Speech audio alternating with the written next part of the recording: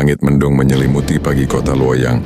Hujan gerimis turun ketika seorang biksu tua membuka gerbang utama kuil untuk memulai doa pagi, tapi langkahnya terhenti tiba-tiba.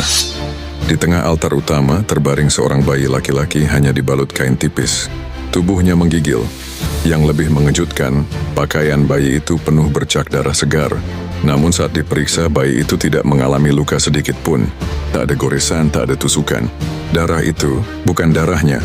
Kabar menyebar cepat. Sebagian warga berkata itu pertanda arwah gentayangan. Sebagian lagi berbisik itu bayi kutukan. Tapi seorang hakim dari Kaifeng yang tengah melakukan perjalanan inspeksi segera bergerak. Namanya Bao Zeng. Bao tiba di kuil tanpa seremonial. Ia berjalan tenang menuju altar. Matanya menyapu sekeliling. Ia membungkuk menyentuh lantai batu. Ada bekas darah mengarah ke sudut tangga altar. Di sana ia menemukan selendang merah bersulam huruf kecil, Qing. Bao berkata tenang, ini bukan kutukan. Ini permintaan tolong. Pencarian dimulai.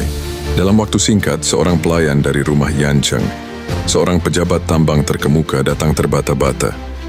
Selir muda di rumah kami, Nona Qing, menghilang sejak semalam. Dia baru saja melahirkan diam-diam. Bao bergerak cepat ke rumah Yancheng.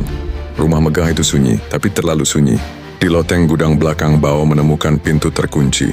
Setelah didobrak, di dalamnya terdapat mayat wanita muda bersimbah darah. Itu adalah Nona Qing. Tangannya masih menggenggam erat kain lusuh, bertuliskan dengan darah. Bukan aib, tapi bukti. Pemeriksaan menunjukkan luka tikaman di dada, tapi arah tusukannya mustahil dilakukan sendiri. Qing tidak bunuh diri, ia dibunuh. Bayi yang ditemukan di kuil adalah anaknya. Siapa Nona Qing?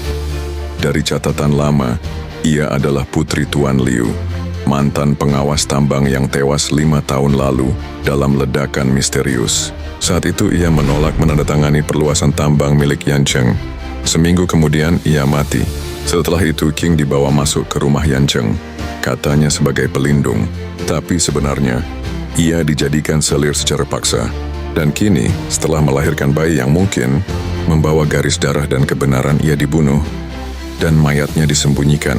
Mau menelusuri siapa yang meletakkan bayi di altar. Seorang pelayan tua yang sudah lama bekerja di rumah itu maju dengan suara bergetar. Saya yang meletakkan bayi itu. Nona Qing memohon sebelum dibunuh. Ia berkata, jika aku mati, biarkan anakku menjadi suara yang tak bisa dibungkam. Bao menunduk menggenggam kain darah itu. Ia berkata, kalau kebenaran harus menangis lewat bayi, maka keadilan sudah terlalu lama diam. Yancheng dibawa ke pengadilan rakyat. Saat ditanya, ia menyangkal mengenal bayi itu, tapi Bao melemparkan kain darah ke depannya. Lalu para penjaga membawa kasir tambang yang mencoba kabur pagi itu. Di tubuhnya ditemukan kunci gudang loteng dan surat emas bertanda tangan Yancheng. Buat dia diam. Anak itu bukan urusan kita. Bao berdiri. Bulan sabit di dahinya bersinar terang. Semua orang diam. Kau bukan hanya membunuh Qing. Kau membunuh ayahnya. Kau membunuh haknya untuk hidup bebas.